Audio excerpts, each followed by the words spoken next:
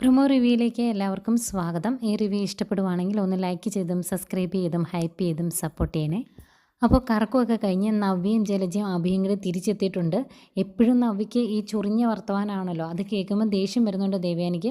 അതൊക്കെ പറഞ്ഞ് നവ്യ അങ്ങ് പോയി കഴിയുമ്പം ദേവയാനി ജലജയോട് ചോദിക്കുന്നുണ്ട്, അവൾ പറഞ്ഞതിനൊക്കെ മറുപടി ഞാൻ പറയണോ എന്ന്. അന്നേരം വേണ്ട ഏട്ടത്തി, ഞങ്ങൾ എന്താണെന്ന് വെച്ചാൽ ചെയ്തോളാം എന്ന് പറയും. എന്നിട്ട് അതിൻ്റെ കൂടെ പറയുന്നുണ്ട്, അവൾക്ക് കാര്യങ്ങളൊന്നും അറിയത്തില്ലല്ലോ, അതുകൊണ്ട് അവൾ ഇനിയും ഇതുപോലെ പ്രതികരിക്കും എന്ന് പറയുമ്പം, അങ്ങനെ അവൾ പ്രതികരിച്ചിട്ടുണ്ടെങ്കിൽ അവളുടെ നാവിന് നിങ്ങൾ തന്നെ കടിഞ്ഞാണിട്ടോണം, അല്ലെങ്കിൽ ഞാൻ എന്തെങ്കിലുമൊക്കെ വിളിച്ച് പറയും എന്നുള്ള രീതിയിൽ ദേവയാനി സംസാരിക്കുന്നുണ്ട്. അത് കഴിഞ്ഞ് ഇവിടുന്ന് മുകളിൽ കയറി ചെന്നിട്ട് വീണ്ടും നയനെ ചൊറിയാൻ ചെല്ലുവാണ് ജലജ.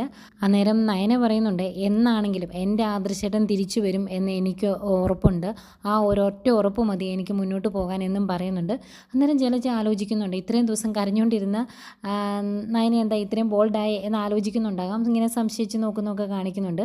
പിന്നെ കാണിക്കുന്നത് അനിയാണ്. അനി പുറത്ത് വെച്ച് അനാമികയെ കാണും. അന്നേരം അനി പറയുന്നുണ്ട്, ഇനിയും ശല്യം ചെയ്യാൻ നിൽക്കാതെ അടുത്ത കോടതി കൂടുമ്പോൾ ഒന്ന് ഒഴിഞ്ഞു തന്നാൽ കൊള്ളായിരുന്നു എന്ന് പറയുമ്പം അനാമിക പറയുന്നുണ്ട്, അങ്ങനെ ഉടനെ ഒന്നും ഞാൻ ഒഴിഞ്ഞു പോകുകയല്ലടാ, ഞാൻ അങ്ങനെ ഒഴിഞ്ഞു പോയിട്ട് നിൻ്റെ ജീവിതത്തിലേക്ക് വേറൊരുത്തി വരാൻ ഞാൻ സമ്മതിക്കത്തില്ല എന്ന് അനാമിക പറയുന്നു. പിന്നെ കാണിക്കുന്ന ആദർശിനെയാണ്. ആദർശ് ഓഫീസിലുള്ള സ്റ്റാഫിനോട് സംസാരിക്കുവാണ്. ആദർശ് പറയുവാണ്, എന്നെ ജയിലിലാക്കാൻ കഴിയാത്തവർ ഇനി ഞാൻ ജയിലായില്ല എന്നറിയുമ്പം വേറെ എന്തെങ്കിലും മാർഗം സ്വീകരിക്കുമോ എന്നറിയില്ല എന്നൊക്കെ പറയുന്നുണ്ട്. ഏതായാലും ഇതൊക്കെയാണ് പ്രൊമോ ആയിട്ട് കാണിച്ചത്.